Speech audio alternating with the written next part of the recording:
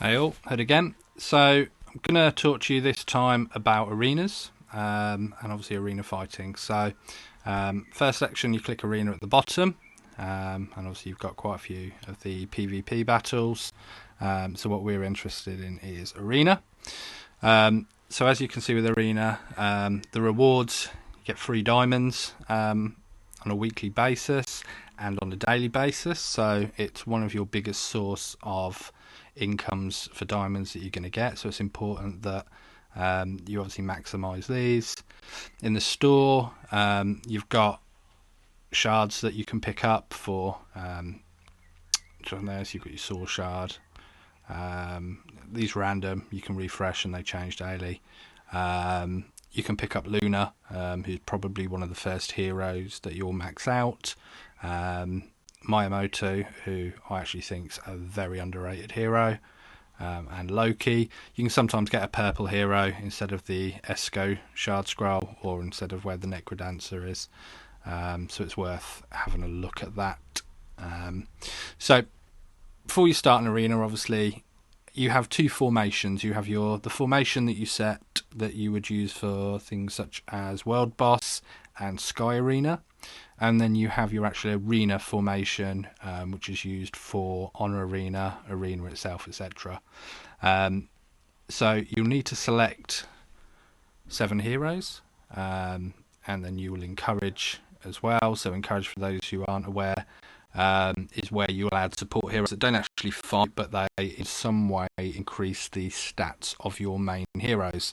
As you see, a stat bonus here at the top, so increases HP, defense, attack, etc.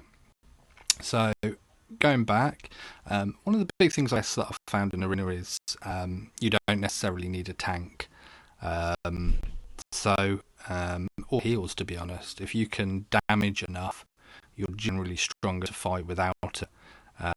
You'll also find that Lord Black, for example, can almost act as a hybrid tank for you, as can Arwen.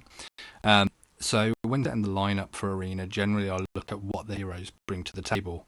So I can see straight away that Lord Black gives us a stun, Arwen gives us a stun, Blackfeather gives us silence, and Chosen One, who's probably at the moment one of my favourite heroes, not only gives us stun but also gives silence as well with her ultimate move. And if you upgrade that to level 10, once you've used breakthrough on the hero, that silence will last a second after the move as well. So the key there is to commit as much damage as possible, but also while trying to reduce the opponent's ability to be able to attack you. My 3 backup heroes, Luna, again gives a stun with her ultimate move as Emperor, but they're your big damage heroes. So by putting Emperor in that slot, he gets an attack bonus, Luna gets an HP bonus. The bonus itself doesn't really give us enough to make that much of a difference, if I'm honest. So we can have a look from that, and then have Heim at the end just for the sake of it. I very much don't need Heim to come out, but you never know. And if she does, then obviously, if any heroes have got a stand, she'll be able to heal. Heim's possibly one of the strongest healers, as she's got 2 AoE heals. Generally, I prefer Tripka because not only has she's got like a fear move as well. So again, it's an alternate stun lineup. Your leader obviously gives you a crit bonus, or whatever bonus that hero brings. So my case, Lord Black, gives me a crit bonus, which isn't max by any stretch of the imagination. But again, as I'll say throughout, crit is your friend. Crit is probably the strongest buff that you can get. So we'll save that, and then I'm looking at these 3 heroes here. So if you hold down on each one, you can see what they've got out. So I can see we've got a Revenant, we've got Luna, we've got Zeus, obviously, and we've got, looks like, a Thrall. For the life of me, I can't remember his name at the minute, but I'll come back to that one. We've got Mikhail, we've got Wrath, we've got Arwen. So Arwen's unevolved.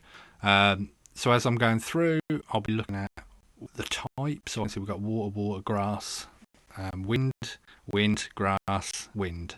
So there's no fire types in there. So water's strong against fire, So I probably don't want to worry too much about water types. I'll certainly need for the grass some winds, which I've got. I could use a fire type in there as it happens, so I'm actually going to change this slightly. So I'm going to drop Heim, and I'm going to pop in Wolf at the back there. Lowers my power slightly, but I already know that Wolf's going to be stronger at attacking. Now I've not put the equipment on Wolf at the moment, so I probably should do that, but for the purpose of this I'm not going to. So we're now going to start a fight. And let that load up. So his power's a lot less than mine, obviously. So as we're going, so we're watching what's happening. And so there's Arwen.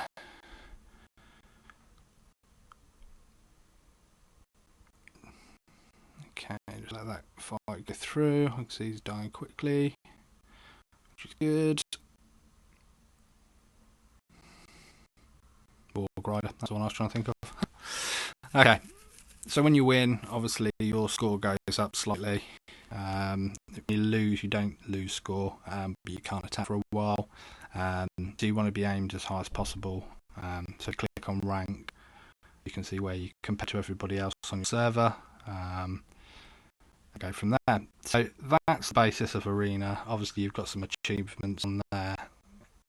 Win X number of fights. So again, you can pull some diamonds out.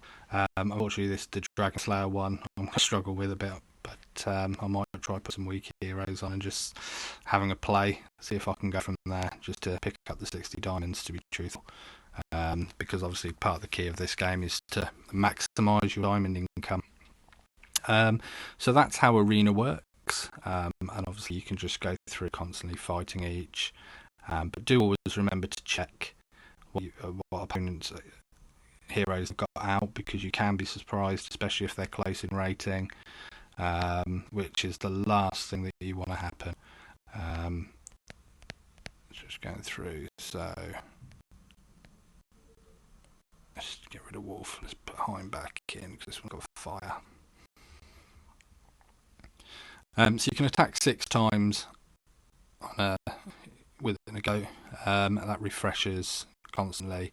And what you can generally find is when you get to bed, you come back in the morning, the ratings have all completely changed again. So it's worth keeping an eye on those. But on that, pretty straightforward. Don't worry too much if you do lose a fight. That doesn't necessarily mean anything.